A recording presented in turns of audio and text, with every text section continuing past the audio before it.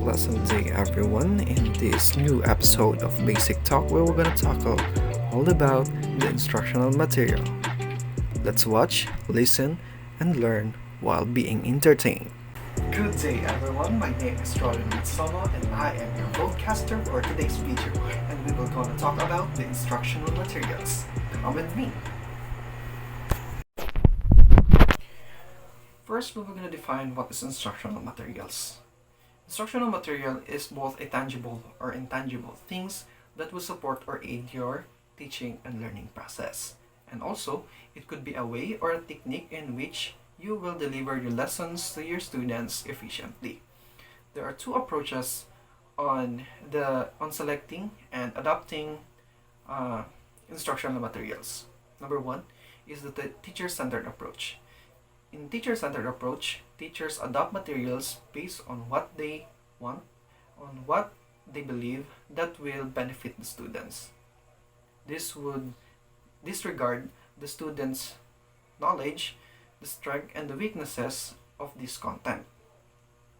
In other terms, this is a traditional method of adopting. Next is the student-centered approach. In student-centered approach, teachers adopt materials based on the needs of the students. By undertaking pretest, they could determine the strength and the weaknesses, and which they could also determine what scope will they take in order for students to learn and fill up that weakness. Good evening, ma'am.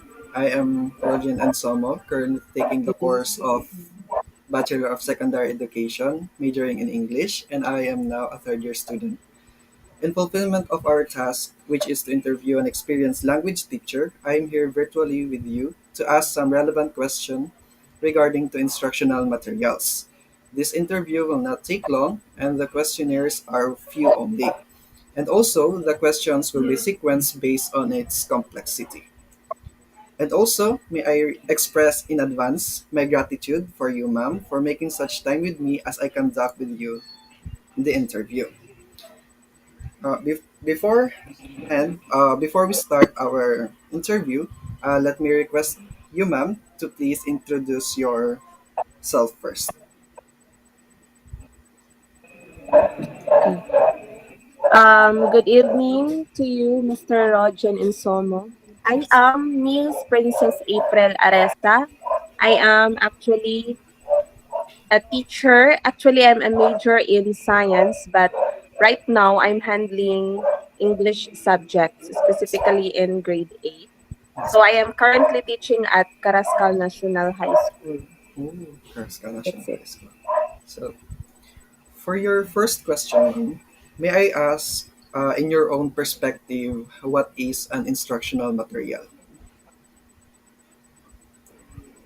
Well, instructional material is considered as the it is considered as a sidekick of a teacher in implementing the lesson, in delivering the lesson to the students.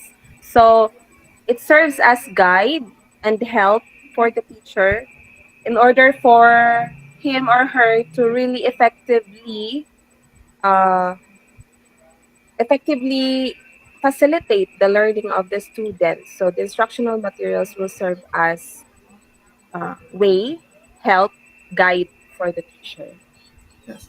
I think it's good, ma'am, that That's you it. describe instructional material as a sidekick. And also, ma'am, we all know that teachers know that material selection is all about designing and creating an IM appropriately and efficiently. For my Yes. next question, ma'am, as a language teacher, how do you select an appropriate instructional material that will adhere to the student's level of learning?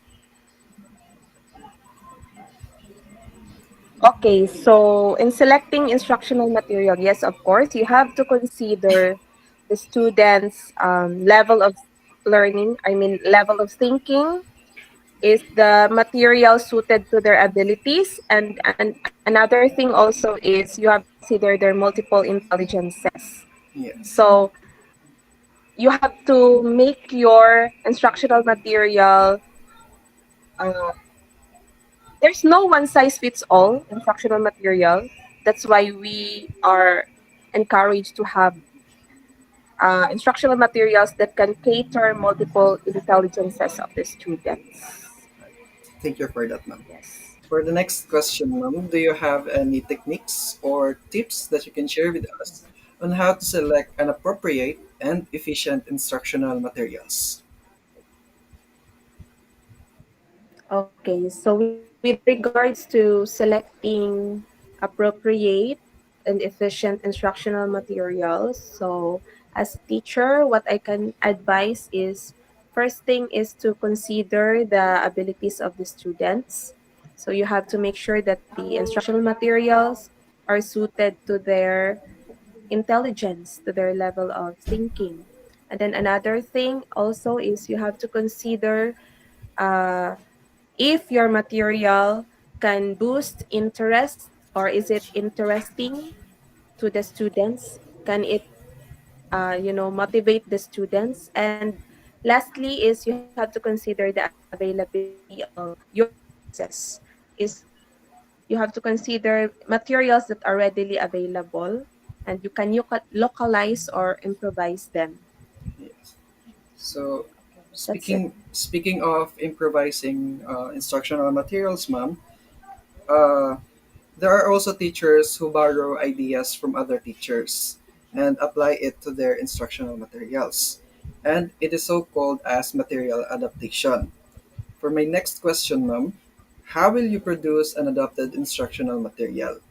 Or can you give some tips for us pre-service teachers on how to efficiently adapt such material? Because as I said earlier, ma'am, that selection instructional material is an original creation, and in material adaptation, Yes. it is where we borrow instructional materials.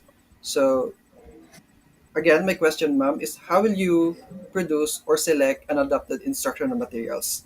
And you could also uh, give us some tips or techniques. Okay, so when you're going to adapt instructional materials made by other teachers or other experts, so of course you have to consider if it is suited to your content and suited to your students. And if you're going to make sure that your instructional materials can really suit to your student, you can improvise those instructional materials. You can add a little twist to your instructional materials in order for it to be suited to your students. You can localize it, you can alter some, but of course, you can always, for example, if you're going to use instructional materials made by others, of course, it is very important you have to acknowledge them, the source Yes. of your material. Yes. Based on your experience, ma'am, if you are adopting some materials, does it undergo material evaluation, or you will just directly uh, implement it to your students? Okay, so when you're going to adapt materials, make sure that it is already quality assured. Of course, if the materials that you're going to utilize in your classroom, you have to make sure that they are already quality assured. Uh, One thing is it is already it has undergone research. Uh, it is research based materials, so you can really assure that it is quality assured.